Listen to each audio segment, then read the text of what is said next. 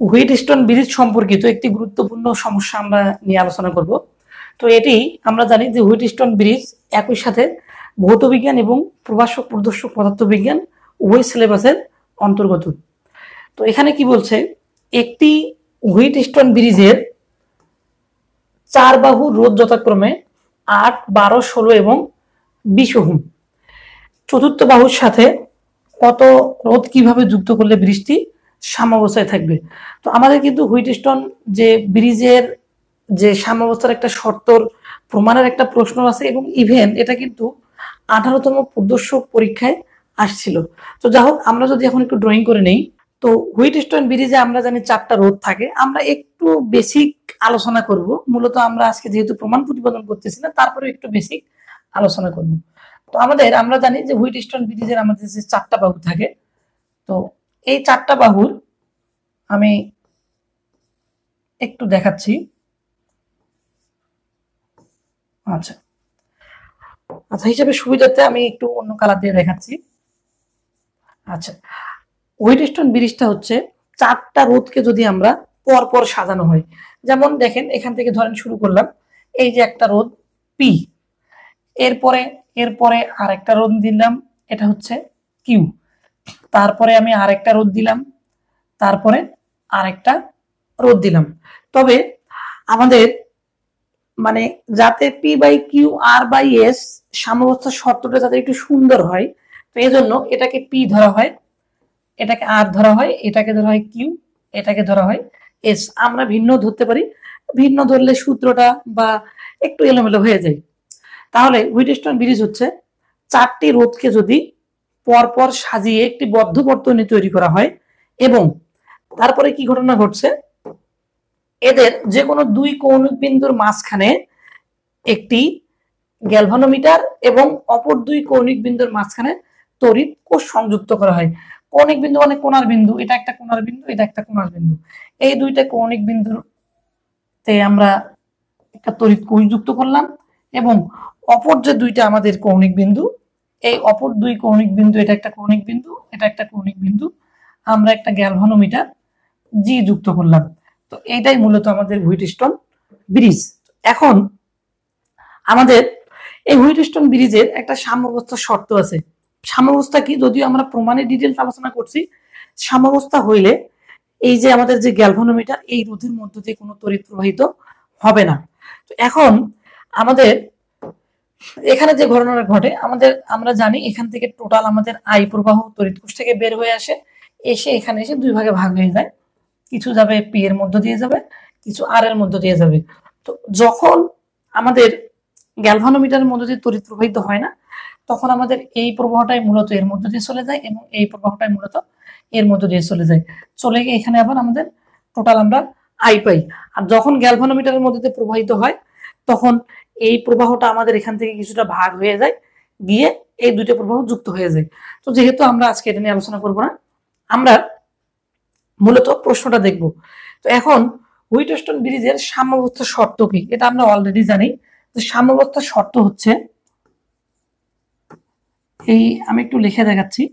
আমাদের সাম্যাবস্থার শর্ত হচ্ছে P by Q equal R divided by S, এটা হচ্ছে সাম্যাবস্থার শর্ত।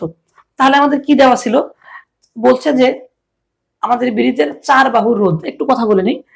আমাদের এই দুইটা হচ্ছে প্রথম বাহু, দ্বিতীয় বাহু, এটা হচ্ছে তৃতীয় বাহু, এটা হচ্ছে চতুর্থ বাহু। আমরা হিসাবের সুবিধার্থে এগুলা এইভাবে নামকরণ গুলা করবো এবং মনে রাখবো। তাহলে এটা আমাদের কত দেওয়া আছে দেখেন, আমাদের দেওয়া আছে 8 ওহম প্রথম বাহুর রোধ এবং দ্বিতীয় বাহুর রোধ দেওয়া আছে 12 ওহম এবং তৃতীয় বাহুর রোধ আছে আমাদের 16 ওহম এবং চতুর্থ বাহুর রোধ দেওয়া আছে আমাদের 20 ওহম। তো সাম্যাবস্থার শর্ত হচ্ছে P divide by Q equal R divide by S. তো আমরা শুরুতেই দেখি সাম্যাবস্থায় আছে কিনা। তো দেখেন, এটা যদিও আমাদের পরীক্ষায় প্রশ্ন তার করে নাই যে দেখান সাম্যাবস্থায় আছে কিনা, তারপরে আমরা দেখতেছি।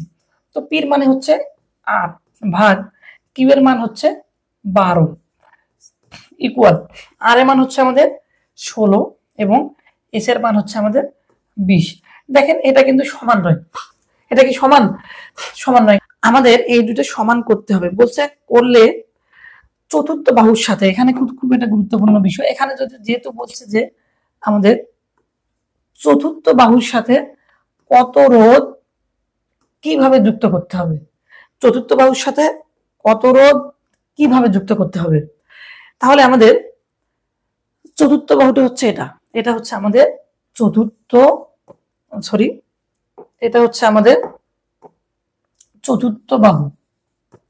আচ্ছা, এখন আমরা আগে দেখে নেই যে চতুর্থ বাহুর রোধটা আসলে কত দরকার, ওখানে বাকিগুলো আমরা বসাই দিব। তাহলে দেখেন,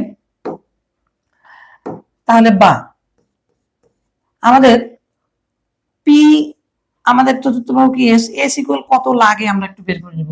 তাহলে S equal Q R divided by P. তাহলে আমাদের কিউ এর মান কত ছিল, কিউ এর মান ছিল আমাদের 12 গুণন আর এর মান ছিল 16 ভাগ পি এর মান ছিল আমাদের 8। তাহলে 8 কে 8 দুগুণা 16, 12 দুগুণা কি 24 ওহম। তার মানে আমাদের চতুর্থ বাহুর রোধটা কত লাগবে। এখন দেখেন তো, এখানে যদি আমরা এবার 24 দিই, এই দেখেন 16 নিচে যদি আমরা 24 দিই তাহলে কি হইতো, তাহলে দেখেন তো 4 4 16, 3 8 24, তার মানে তখন কি হয়েছে, দুইটা কি সমান হইতো। তার মানে আমরা বুঝলাম চতুর্থ বাহুর রোধ হতে হবে 24, কিন্তু এটা কিন্তু উত্তর নয়। এখানে বলছে চতুর্থ বাহুর সাথে আপনি যে 20 ওহম যে রোধটা আছে এটাকে আপনি ফেলে দিলেন, ফেলে দিয়ে এখানে আপনি 24 করলেন, তা করা যাবে না, ওটা ফেলা যাবে না। না ফেলে দিয়ে যে রোধটা আছে এই রোধকে এই রোধের সাথে অন্য একটা রোধ যুক্ত করতে হবে, যুক্ত করে যাতে এই দুইটা তুল্য রোধ কত হয় আমাদের 24 হয়। এখন আপনি বলেন তো 20 কে 24 করতে গেলে কি হবে, শ্রেণীতে যদি আমরা একটা 4 ওহম মানে রোধ যুক্ত করে দিই, দেখেন তো এই যে এখানে যদি আমরা একটা 4 ওহম মানে রোধ শ্রেণীতে যুক্ত করি, তাহলে শ্রেণীতে যোগ করলে আমরা কি জানি রোধগুলা কি যোগ হয় না সরাসরি, তাহলে 20 আর 4 কত হয়ে যাচ্ছে 24। তো এই প্রশ্নের উত্তরগুলো আমরা কিন্তু মুখে মুখে বুঝতে পারি।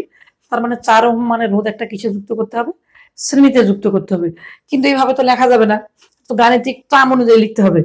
তাহলে আমরা ধরে নিব এই যে রোধটা দেওয়া ছিল এই রোধটাকে আমরা S1 ধরে নিছি, আগে যেটা দেওয়া ছিল, এবং নতুন যে রোধটা যুক্ত করলাম, যুক্ত করে আমরা ব্যালেন্স করতেছি 24, সেটাকে আমরা S2 যদি ধরি তাহলে কি রেজাল্টটা দাঁড়ায়।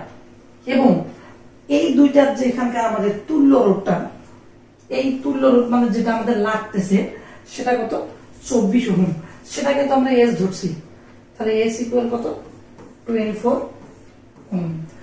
এখন তো একটা গাণিতিক টার্ম দেখাইতে হবে এখানে, তার মানে এখানে তুল্য রোধ কি 24 ওহম, তাহলে এখানে লিখতে হবে।